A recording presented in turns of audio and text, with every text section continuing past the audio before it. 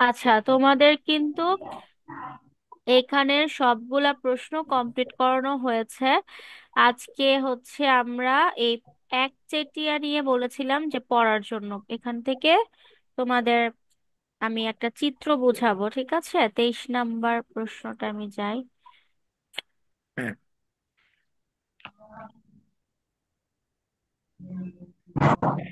টেস্টের question solving, 11 number class, 11, ঠিক আছে? আজকে ক্লাস নাম্বার 11।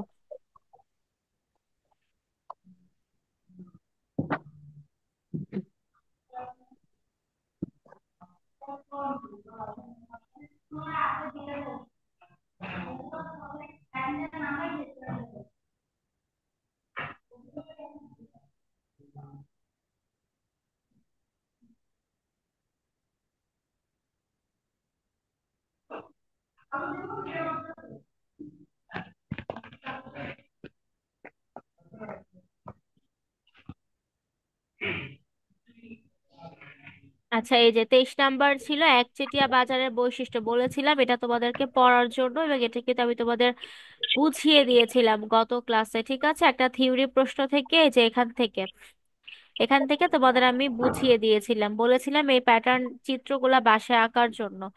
এখানেও তোমাদের 3টা চিত্র আছে, তবে আজকে আমরা 2টা চিত্র নিয়ে আলোচনা করব এটার। যার মাইক্রোফোন আনমিউট আছে মিউট করো প্লিজ, আওয়াজ আসে। আচ্ছা, তাহলে দেখো বৈশিষ্ট্যটা আমি একটু আরেকবার বলে দিচ্ছি যে একচেটিয়া কারবার অ্যাকচুয়ালি কি। একচেটিয়া কারবারের হচ্ছে এখানে বিক্রেতা কে কয়জন থাকবে? একজন থাকবে। এবং এটার আরেকটা এক্সাম্পল হচ্ছে এখানে কোনো অল্টারনেটিভ বা বিকল্প পণ্য থাকবে না। এবং আরেকটা হচ্ছে এখানে ক্রেতা যেমন ইচ্ছা তেমন দাম নির্ধারণ করতে, ক্রেতা না সরি, বিক্রেতা যেমন ইচ্ছা তেমন দাম নির্ধারণ করতে পারে। এখানে বিক্রেতা হচ্ছে নিজের মনের মতো দাম বাড়াতেও পারে কমাতেও পারে, সম্পূর্ণ বিক্রেতা নিয়ন্ত্রণ করে, ঠিক আছে? এখানে ক্রেতার কিন্তু কোনো নিয়ন্ত্রণ ক্ষমতা থাকে না বা দামাদামি করার কোনো ক্ষমতা থাকে না। মূল কথা, বিক্রেতার সংখ্যা থাকবে একজন। এখানে এই যে লাইনগুলোতে কিন্তু সুন্দর করে সংজ্ঞা দেয়া আছে, ব্যাস এতটুকু, এই 3টা পয়েন্ট এনাফ। তারপরে এই যে এখান থেকে রাইটারের সংজ্ঞা অবশ্যই দিবা, অবশ্যই। তারপরে বৈশিষ্ট্য, এই যে ক্রেতা বিক্রেতার সংখ্যা বলেই দিয়েছি কেমন থাকবে, এটা গত ক্লাসে বলা হয়েছে। দ্রব্যের প্রকৃতি, যে একটি মাত্র দ্রব্য বিক্রয় করবে বলে বলে দেয়া আছে। আবার দেখো ক্রেতার সংখ্যা অসংখ্য, বিক্রেতা একজন। যা যা বলেছে দেখবা সম্পূর্ণ মিল থাকবে। দামের ওপর প্রভাব, এগুলা কিন্তু নাম দিয়ে দিয়ে লিখবে, এই নামগুলা তোমাদের লিখতে হবে। দেখো দামের প্রভাব কি, বা দামকে কে নিয়ন্ত্রণ করবে? বিক্রেতা, ক্রেতার কোনো হাত থাকবে না। 4 নাম্বার, প্রবেশাধিকার, একচেটিয়ামূলক বাজারে নতুন প্রতিযোগী প্রবেশ রুদ্ধ থাকে, মানে সহজেই নতুন কোনো প্রতিযোগী প্রবেশ করতে পারে না। দ্রব্যের দামের বিষয়টা দেখো, দ্রব্যটি বিভিন্ন দামে ক্রয় বিক্রয় হতে পারে। দেখো দামটা বিভিন্ন থাকতে পারে, যা বললাম, তাই না? এই গত ক্লাসে বলেছিলাম 1 টাকাটা 10 টাকা। আবার কেউ দেখা যাবে একটা পণ্য দেখবা কেউ 100 টাকা, 1000 টাকা বলেছে, আরেক জায়গায় সেটা 2000 টাকা বলছে। তো এরকম দাম কিন্তু নিয়ন্ত্রণে থাকবে না, বিভিন্ন দাম হতে পারে। চাহিদার স্থিতিস্থাপকতা, চাহিদা রেখা তো তোমরা জানোই, চাহিদা রেখা ডান দিকে নিম্নগামী হয়। তো জানোই চাহিদা রেখা নিয়ে তো তোমাদের পড়িয়েছি আমি। এই যে স্থিতিস্থাপকগুলো কিন্তু আলোচনা করা হয়েছে, যারা করোনি ওই ক্লাসগুলো করে আসবা। মানে এগুলা বড় পার্ট, এগুলা বারবার একই প্রশ্ন আলোচনা করে সময় নষ্ট করব না, ঠিক আছে? বিজ্ঞাপন দেখো, একচেটিয়ামূলক বাজারে বিজ্ঞাপনের গুরুত্ব খুবই কম। এগুলো কি বিজ্ঞাপন দেয়া হয়? তেমন দেয়া হয় না বলেছে। জনসংযোগের জন্য বিজ্ঞাপনের প্রয়োজন হয়, মানুষকে জানাবা যখন তখন দেখা যায় 2 একটা বিজ্ঞাপন হতে পারে। তবে একটা আছে না যে প্রচুর বিজ্ঞাপন দেয়া হচ্ছে লোকাল প্রোডাক্টের মতো, যেমন সাবান শ্যাম্পুর ক্ষেত্রে তো টিভি ছাড়লেই বিজ্ঞাপন দেখা যায়। তো এরকম বিজ্ঞাপন কিন্তু একচেটিয়ার মধ্যে দেয়া হয় না। ভারসাম্যর উৎপাদন, ভারসাম্যটা আমরা বলেছি ওই যে এটাই আমাদের মেন, এই ভারসাম্যটা নিয়েই মূলত আমাদের চিত্র। দেখো ভারসাম্যটা পরে আসছি, আগে আগে মুনাফায় যাচ্ছি। একচেটিয়ামূলক বাজারে দীর্ঘকালেও কোনো প্রতিষ্ঠান অস্বাভাবিক মুনাফা অর্জন করতে পারে, সেটা আমরা গত ক্লাসেও পড়েছি। যে যেটা একচেটিয়া বাজার, মনোপলি মার্কেট, সেখানে কি হবে? দীর্ঘকাল মানে দীর্ঘ সময় ধরে অতিরিক্ত মুনাফা অর্জন করা যায়, যে দীর্ঘকাল ব্যাপী তারা বেশি লাভ করে আসছে, বেশি প্রফিট করে আসছে, তারা অতিরিক্ত লাভ করে যেতেই পারে, এটা অস্বাভাবিক কিছু না। ভারসাম্য বিষয়টা দেখো, একচেটিয়ামূলক বাজারে প্রান্তিক আয় প্রান্তিক ব্যয় সমতার বিন্দুতে উৎপাদনের ভারসাম্য নির্ধারিত হয়। চিত্র দেখলে আমরা বুঝবো প্রান্তিক আয় এবং প্রান্তিক ব্যয়ের মধ্যে কি থাকে, বলেছে ভারসাম্য বিন্দু নির্ধারিত হয়। এই দেখো, এই যে এম আর রেখাটা কি, এটা এটা হচ্ছে প্রান্তিক আয়, আর এম এম সি, এই যে এম সি রেখা এটা কি প্রান্তিক ব্যয়। তাহলে এই যে এম আর আর এম সি কোথায় ছেদ করেছে, এ বিন্দুতে, তাহলে এটা আমার কি ভারসাম্য, এটাই বলেছে এখানে। ঠিক আছে, যে প্রান্তিক আয় প্রান্তিক ব্যয় সমতার বিন্দুতে উৎপাদনের ভারসাম্য নির্ধারিত হয়। উৎপাদনকে গড় ব্যয়,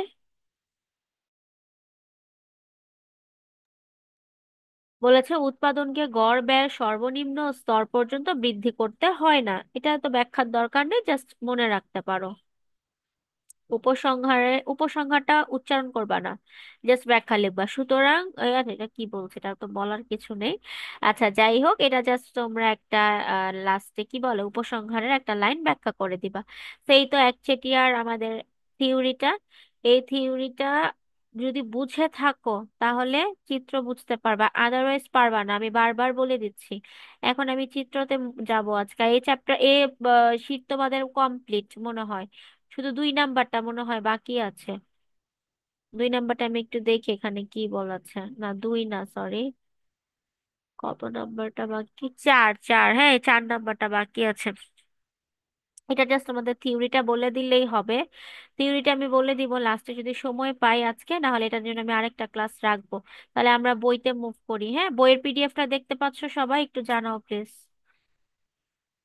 দেখা যাচ্ছে? জি ম্যাডাম। ঠিক আছে।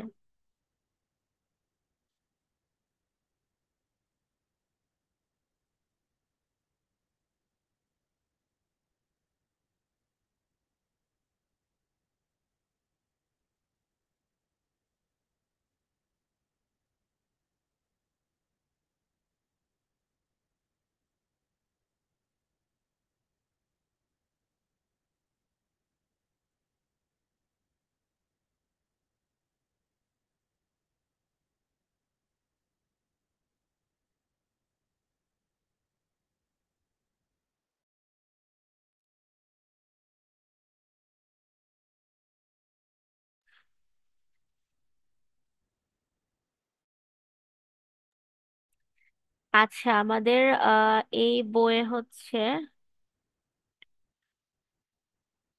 এখানে আমাদের চিত্র আছে, আমরা চিত্রটা একটু যাই এই যে এখান থেকে। হ্যাঁ, দেখো, খুবই ইম্পর্টেন্ট প্রশ্ন, একচেটিয়ামূলক প্রতিযোগিতায় ভারসাম্য নির্ধারণ। ভারসাম্য বলেছে, এ খুবই ইম্পর্টেন্ট এই প্রশ্নগুলো, যে একচেটিয়ার ক্ষেত্রে কিভাবে ভারসাম্য নির্ধারণ করা যায়। এই একচেটিয়ার ভারসাম্য নিয়ে আজকে 3 নাম্বার মানে 3টা ক্লাস নেওয়া, অলরেডি 2টা নেওয়া হয়েছে, আজকে নিলে 3বার হবে এই ক্লাসটা নেওয়া। তাহলে দেখো, এটা কিন্তু তোমাদের পরীক্ষায় আসতে পারে, একচেটিয়া পূর্ণ প্রতিযোগিতা, দুইটা খুবই খুবই খুবই ইম্পর্টেন্ট। এখানেও 3টা আছে, একটা স্বল্পকালীন, একটা হচ্ছে সরি স্বল্পকালীনের স্বল্পকালীন ভারসাম্য একটা, একটা দীর্ঘকালীন, এবং স্বল্পকালীনের মধ্যে 3টা আছে। কি কি, একটা হচ্ছে স্বাভাবিক মুনাফা, একটা অস্বাভাবিক মুনাফা, আর একটা হচ্ছে ওই যে আহ ঋণাত্মক বা লোকসান, এটা তোমরা পড়েছিলা পূর্ণ প্রতিযোগিতায়। সেম ভাবেই 3টা হবে। বাট এখানে দেখো স্বল্পকালে ভারসাম্যটাই আসে সবসময়, এটাই বেশি ইম্পর্টেন্ট। আর যেহেতু টেস্টের প্রশ্ন সলভ হচ্ছে, সেটা নিয়ে আলোচনা করা হবে। বলেছে স্বল্পকালে একচেটিয়া প্রতিযোগিতায় শিল্পে নতুন কোনো ফার্ম বাজারে প্রবেশ করতে পারে না। সেটা আমরা জানি যে হুটহাট করে একটা ফার্ম বাজারে প্রবেশ করতে পারবে না। বলেছে বিধায় স্বল্পকালে ফার্ম অস্বাভাবিক মুনাফা অর্জন করে। কারণ যেহেতু এটার কোনো প্রতিযোগী নেই, সেই ক্ষেত্রে কি হবে, বিক্রেতা যেমন মন চায় সেরকমই প্রফিট করতে পারে, সেরকমই লাভ করতে পারে, অনেক লাভ করতে পারে, মানে অস্বাভাবিক মুনাফা করতে পারে তার নিজের মনের মতো। আবার বলেছে ক্ষতিও হতে পারে, ক্ষতি হওয়াটাও কিন্তু অস্বাভাবিক কিছু না, বাট ক্ষতির থেকে বেশি এখানে কি লাভটাই বেশিরভাগ হয়ে থাকে। তাহলে দেখো, এই যে ফার্ম পণ্যের দাম কমিয়ে বিক্রয় পরিমাণ বাড়িয়ে মুনাফার পরিমাণ বাড়াতে পারে, এটা একটা অপশন। যে পণ্যের দাম কমিয়ে দিল কিন্তু বিক্রয় তার বেড়ে গেল, সেক্ষেত্রে মুনাফা বাড়তে পারে। আবার আরেকটা হতে পারে যে তার বিক্রয় কম হবে কিন্তু সে মুনাফা বেশি করবে, সেই ক্ষেত্রেও তার মুনাফা বাড়তে পারে। আশা করি বিষয়টা ক্লিয়ার হয়েছে। এখন দেখো এখানে একটা আমাদের শর্ত আছে, এই শর্ত দুইটা আমাদের চিত্রের জন্য লাগবে। এই শর্ত তোমাদের চিত্রের মধ্যে ব্যাখ্যা করতে হবে, থিওরিতেও ব্যাখ্যা করতে হবে। এবং এই চিত্র এই শর্ত না জানলে কিন্তু কখনোই তোমরা কি বলে লিখতে পারবা না প্রশ্ন, ঠিক আছে? চিত্র আঁকতে পারবা না। তো, চিত্র, আচ্ছা।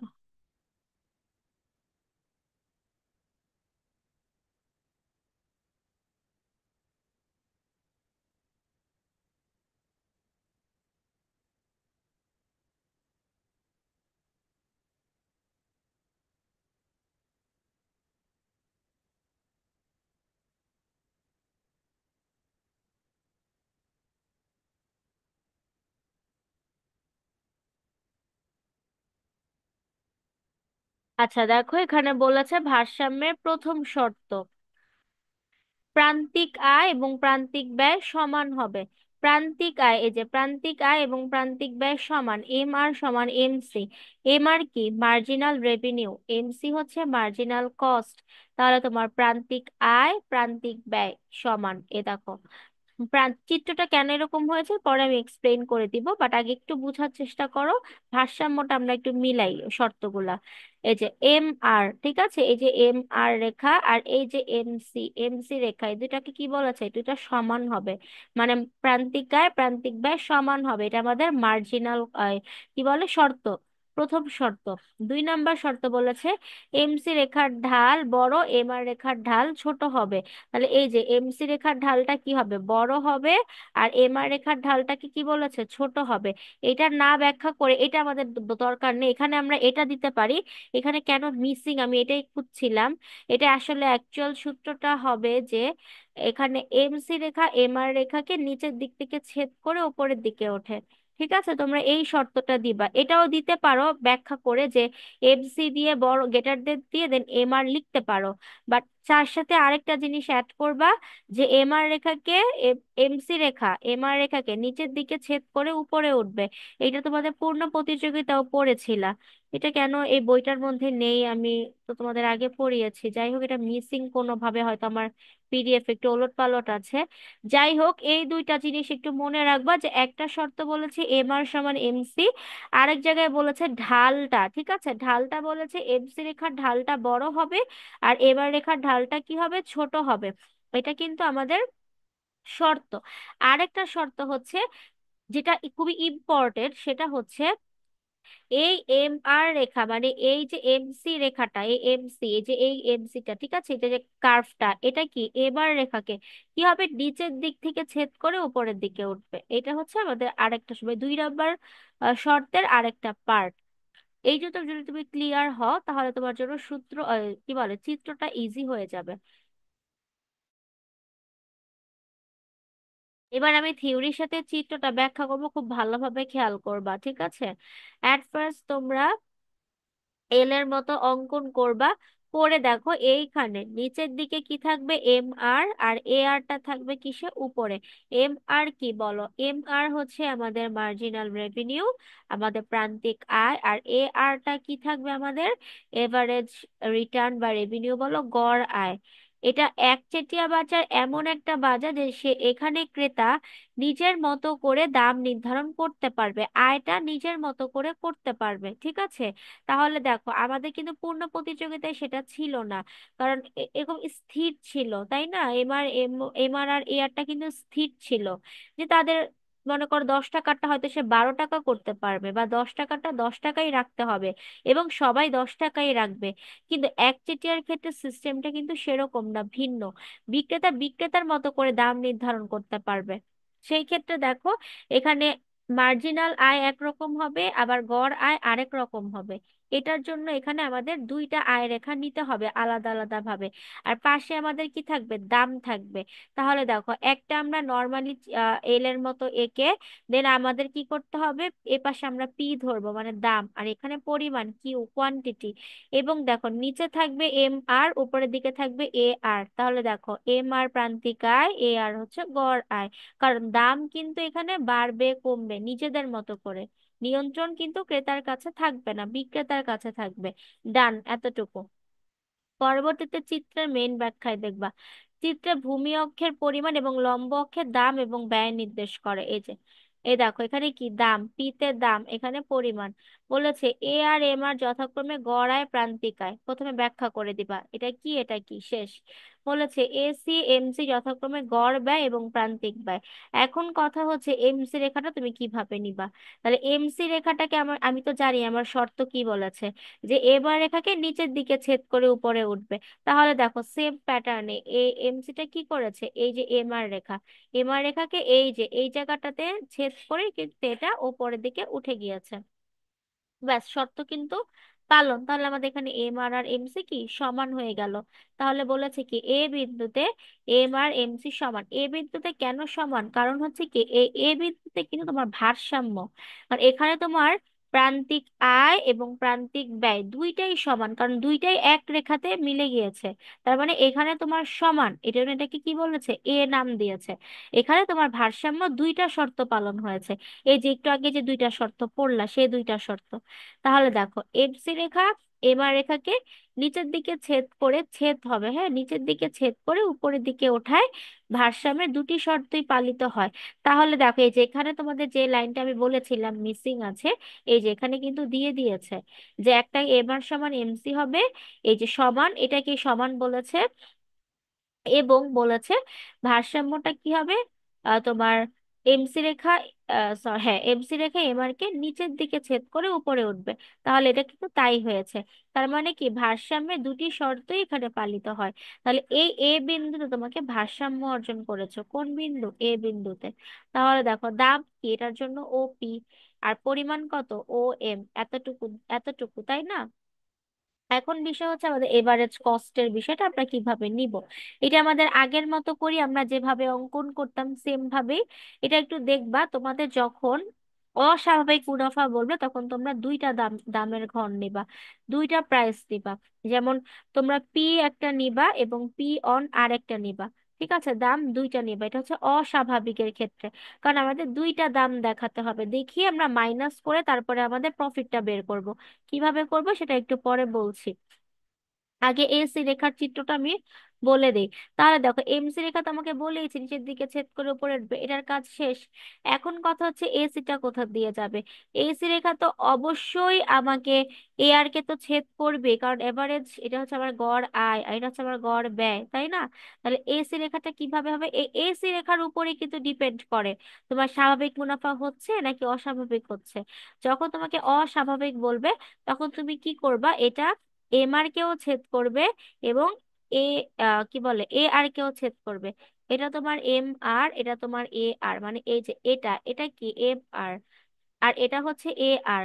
যখন তোমাকে অস্বাভাবিক মুনাফা বলবে তখন এই এসি রেখাটাকে কি করবা, ঠিক এখান থেকে মানে এমসি রেখার একটু আগে থেকে, নিচে থেকে না, এমসি রেখার নিচে থাকবে, এমসি রেখার ওপর থেকে নিতে হবে, নিয়ে টান দিয়ে এটাকে একদম এম আর কেও স্পর্শ করবে, এ আর কেও স্পর্শ করবে। ঠিক আছে, দুইটা বিন্দুতে এটা ছেদ করে দেন এটা চলে যাবে এমসি রেখার নিচের দিক দিয়ে। এই হচ্ছে আমার চিত্র, কিভাবে আঁকবা এইটার প্যাটার্ন। এখন দাম কেন দুইটা, এটা পূর্ণ প্রতিযোগিতায় কিন্তু আহ যেভাবে করেছো সেভাবেই।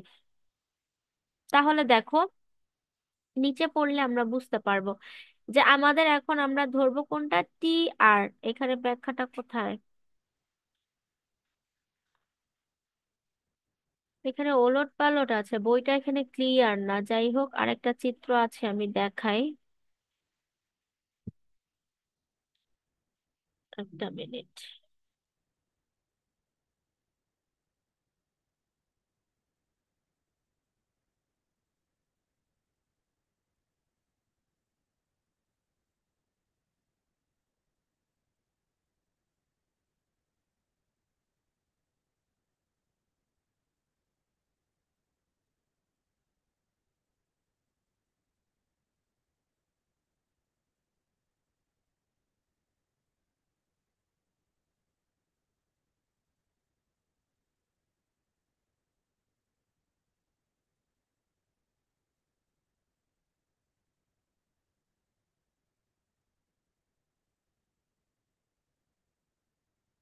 আচ্ছা, এই যে এই পিডিএফ এ আছে, ঠিক আছে, এই জন্য আবার একটু কনফিউশন লাগছিল।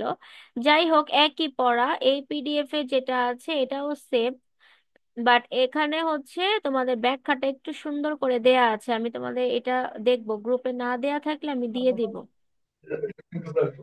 দুই রুমে কি আর আবার ড্রয়িং? দুই রুমের খাতা আবার ড্রয়িং?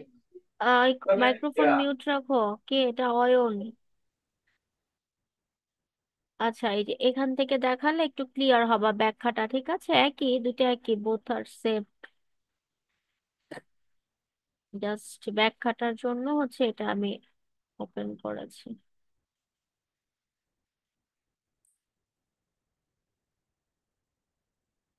আচ্ছা, এইখানে আমরা একটু দেখবো, জুম আউট করি একটু, হ্যাঁ, এই যে দেখো চিত্রটা কিন্তু সেম, যেটা পড়িয়েছি একটু আগে, যেটা দেখালাম, মিলাতে পারো। এই যে এখানে যেটা ছিল, আমি এই পিডিএফটা ওপেন করেছিলাম, দাঁড়াও আমি আবার যাই। এই যে এই পিডিএফটায় যা যে চিত্রটা পড়েছো, এটাই কিন্তু তোমার এই পিডিএফ এ ওই এইটাই সেম চিত্র, ঠিক আছে, দেখো সেম প্যাটার্ন। এটা একটু খোলা তো, তাও দেখো এখানে একটা ম্যাথমেটিক্যাল পার্ট আছে, এটা খুব সুন্দর করে ব্যাখ্যা করেছে। যেমন দেখো বিষয়টা কি, যে এখানে বলেছে মোট আয়, মোট আয় হচ্ছে টি আর, টি আর কে ধরেছে দাম ইন্টু বিক্রয়ের পরিমাণ, মানে আমরা মোট আয় কিভাবে বের করব, দামের সাথে বিক্রয়টাকে আমরা গুণ করব। তাহলে আমাদের দাম কি? আমাদের দাম হচ্ছে এই যে পি, প্রাইস, তাই না? এখন দেখো এখানে দিয়েছে কি এ আর ইন্টু কিউ। কিউটা আমি আগে বলি, কিউটা কেন দিয়েছে, কারণ ও কিউ পরিমাণ তোমার পণ্য, তাই এই যে এখানে কিউ দিয়েছে। কিউ মানে কি? ও কিউ, এই যে কিউ মানে ও কিউ, এটাই কিন্তু এখানে লেখা আছে। আর মোটায়, মোটায় বলতে তোমাকে এই দামটা বলতে বুঝিয়েছি কি, তোমার এই যে গড় আয়টাকে, এভারেজ রিটার্ন, তোমার গড় আয় যেটা, তাই না? আমরা তো গড় বিবেচনায় করছি, কিন্তু আমি কিন্তু আগেও বলেছি আমরা গড় গড় আয় এবং গড় ব্যয় বিবেচনায় আমরা মোট মুনাফাটাকে এখানে বের করব। তাহলে এ আর আমার কি গড় আয় ছিল। এখন এই এ আর রেখাটা আমরা দেখব কোন বিন্দুতে ছেদ করেছে, দেখো এই এম বিন্দুতে, তাই না? এই যে এখান থেকে এম বিন্দুতে। তাহলে এই এম বিন্দুতে যখন তোমার ছেদ করবে এ আর রেখাটা, এইটা যখন তোমরা আঁকবা, এই এ আর রেখাটা যখন আঁকবা, তখনই তো একটা বিন্দু পেয়ে যাবা এখানে। তখন এই বিন্দুতে একটা এভাবে সোজা দাগ দিয়ে, দাগটা টেনে জাস্ট এখানে নামটা দিয়ে দিবা কি পি। ডান। ঠিক আছে, স্টেপটা দেখো কিভাবে বলছি। তাহলে দেখো এই যে এম বিন্দু, এই এম বিন্দু যদি তোমার এ আর রেখাটা এম বিন্দুতে ছেদ করেছে, এটা তোমার কি দাম, দামের পরিমাণ। তাহলে এই দামটার জন্য তোমার কোন কতটুকু হবে পরিমাণ, এই যে এম কিউ, এম কিউ বা হচ্ছে কিউ এম, যাই বলো, এই যে এম কিউ বা কিউ এম একই কথা, হ্যাঁ। তোমাকে বলেছে কি এম কিউ, তাহলে এই এম কিউ বা এ আর একই কথা কিন্তু, কারণ এই যে এ আরটাকে ছেদ করেছে কোথায়, এম এ, আর এটার জন্য তোমার দাম কত, এম কিউ। তাহলে এই যে M Q R O Q কোনটা, এই যে এতটুকু পরিমাণ। তাহলে এটা তোমার কি মোটায়, মোটায় বের করার সূত্র হচ্ছে এটা, ঠিক আছে। এই যে তোমার ও কিউ আর হচ্ছে কি এম কিউ, এতটুকু তোমার কি মোট আয়, এখান থেকে নিয়ে এই পর্যন্ত তোমার মোট আয়। ঠিক আছে, কারণ আমরা গড় আয়ের উপর বিবেচনা করব। ডান। তাহলে গুণ করে আমরা কি পাবো, ও কিউ এম পি, কিভাবে, এই যে ও কিউ, তারপরে এই যে এম আর পি।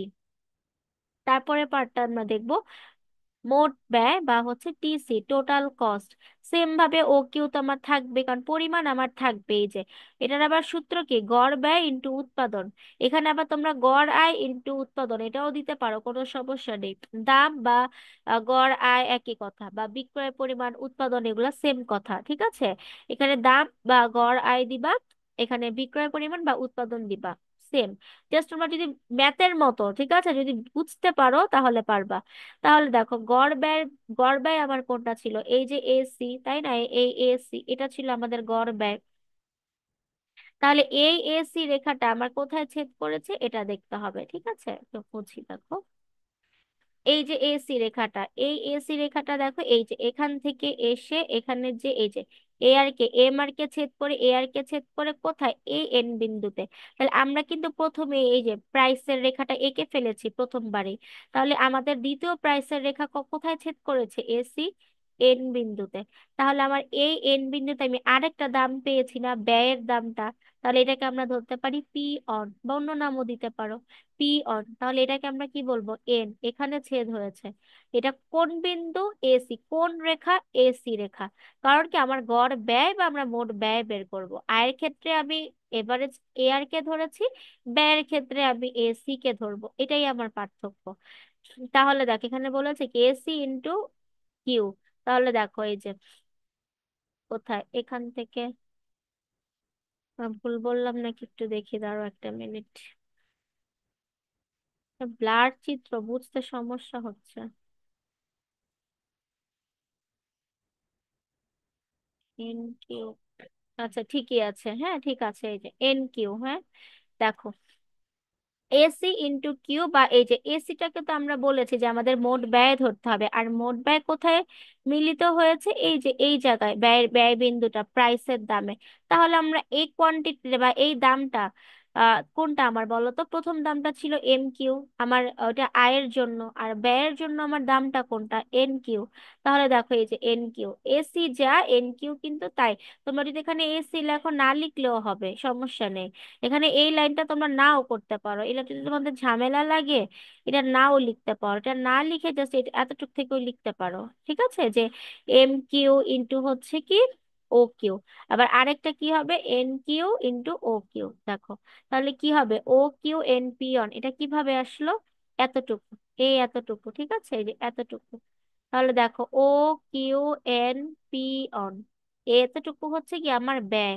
এখন যদি তুমি আয় থেকে ব্যয় বাদ দাও, টি আর মাইনাস টি সি, আর না টি সি হবে, হ্যাঁ ভুল আছে, টি আর মাইনাস টি সি দাও। তাহলে প্রথমে পেয়েছো কি O Q M P, O Q M P. আবার দেখো এখানে এসে তুমি পাবা কি, ব্যয়ের ক্ষেত্রে তুমি পাবা কি ও কিউ এন পি, এই যে ও কিউ এন আর হচ্ছে পি অন। তাহলে যদি মাইনাস করে দাও,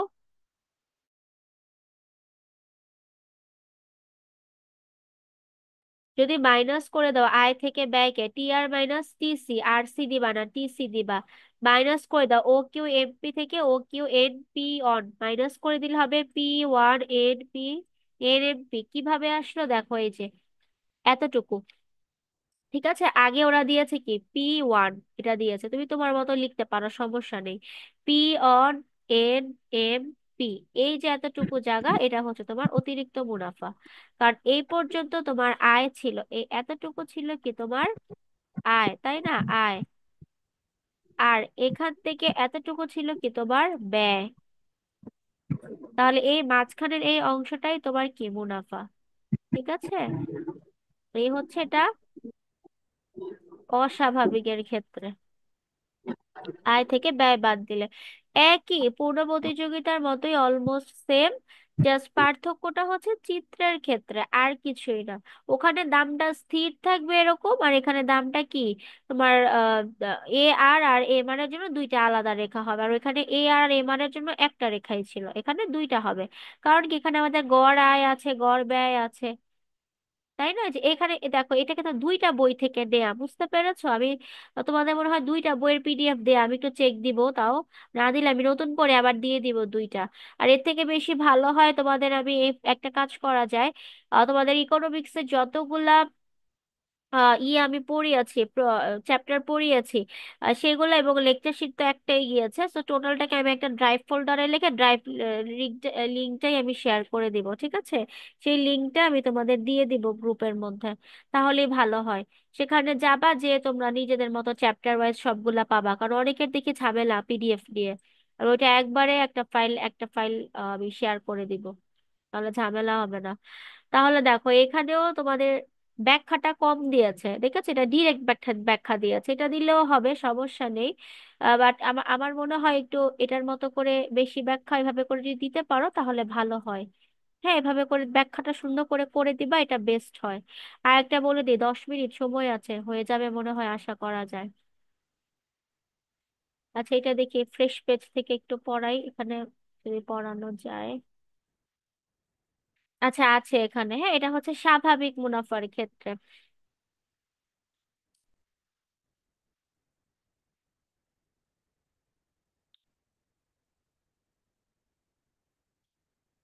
ব্যাখ্যাটা তোমরা ওই পিডিএফটা থেকে পড়বা।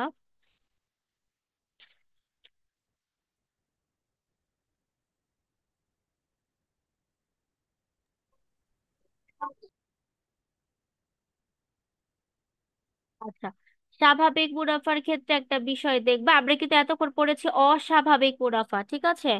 এখন আমরা পড়বো কোনটা? একচেটিয়া স্বাভাবিক মুনাফা। সেম চিত্রই হবে, পার্থক্যটা কোথায় আমি এখানে তোমাদের একটু দেখিয়ে দেই, দেখিয়ে দিলে মনে হয় বেটার হয়। দেখো,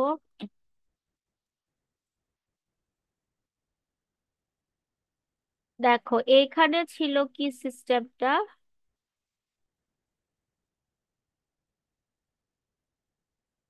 এখানে কিন্তু এই যে অস্বাভাবিক মুনাফার ক্ষেত্রে আমাদের প্যাটার্নটা কি ছিল, যে এসি রেখাটা কিন্তু আরেক, এই যে এমসি রেখা, দেখো এখানে এ আর কে এমসি কেও, সরি, এম আর কেও ছেদ করেছে এই বিন্দুতে। আবার দেখো এসি রেখা এ আর কে এই আরেকটা বিন্দুতেও ছেদ করেছে, ঠিক আছে? আবার এখানে পি তে তো ভারসাম্যতেও ছেদ করেছে। মানে কি বিষয়টা হচ্ছে, এসি রেখাটা এমসি রেখার নিচের দিক থেকে আসবে, তাই না? নিচের দিক থেকে আসবে, এমসি রেখার ওপর দিক থেকে এসে ওপরে গিয়ে কি হবে, এমসি রেখার নিচে যাবে। কার্ভের মতো, রাউন্ড শেপ, ইউ শেপের মতো, এক কথা ইউ শেপের মতো যাবে। তাহলে তোমরা এটা আঁকতে পারবা। তাহলে দেখো এই এসি রেখাটা কি করেছিল, এবার কেও ছেদ করেছে, আর একটা এ আর কেও ছেদ করেছে। আর এখানে বিষয়টা দেখো, এখানে পার্থক্যটা কিন্তু তোমাদের,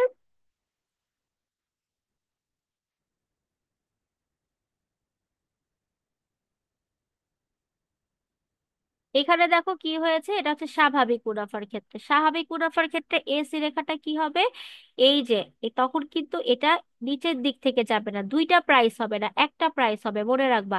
স্বাভাবিক মুনাফার ক্ষেত্রে দাম আমরা একটা দিব, অস্বাভাবিকের ক্ষেত্রে কিন্তু আমরা দাম দুইটা দিয়েছিলাম, কারণ আমাদের মুনাফা দেখাতে হয়েছিল। এখন আমরা দাম একটা, মানে আয় একটা ব্যয়ও একটা, একই রেখায় দিবে। এবং এখানে এসি রেখাটা কি হবে, এসি রেখাটা কিন্তু তখন এবারকে ছেদ করবে না, দেখেছো? এবারকে কিন্তু কোনো ছেদ করেনি এসি রেখা। এসি রেখাটা তখন শুধু শুধু এ আর কে, শুধু এ আর এবং এমসি কে ওপরের দিক থেকে এভাবে ছেদ করে দুই ভাবে যাবে।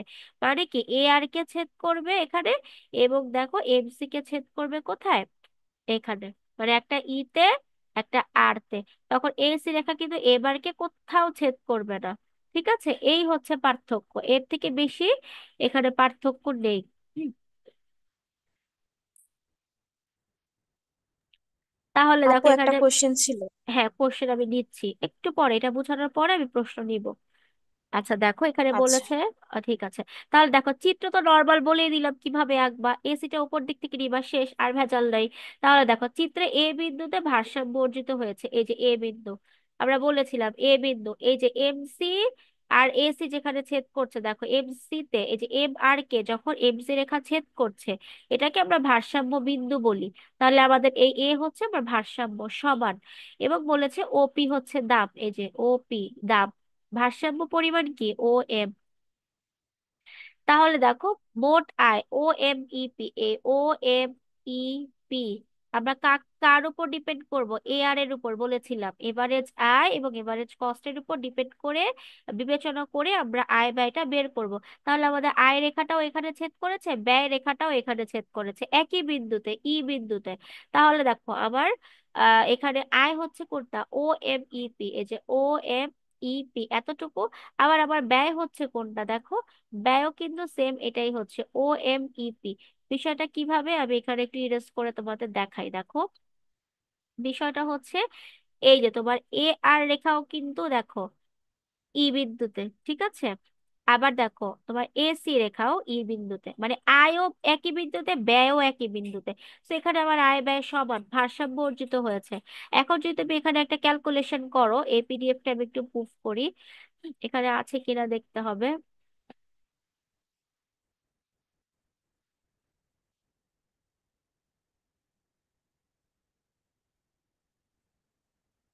এই ওটা একটা ঝামেলা,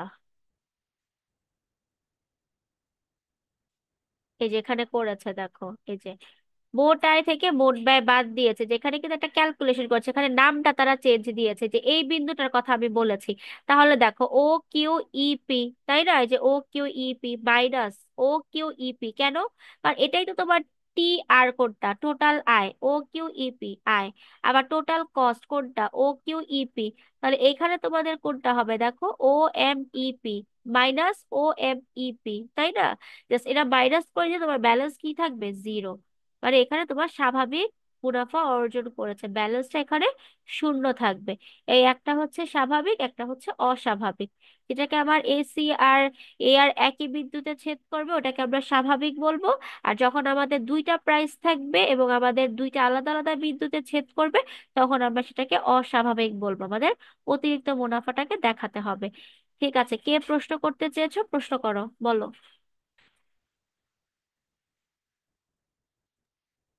আপু, একচেটিয়া কারবারে হচ্ছে স্বল্পকালীন ভারসাম্যর কথা যখন বলে তখন আমরা স্বাভাবিক, অস্বাভাবিক এবং অধিক মুনাফা, অতিরিক্ত মুনাফা দিই।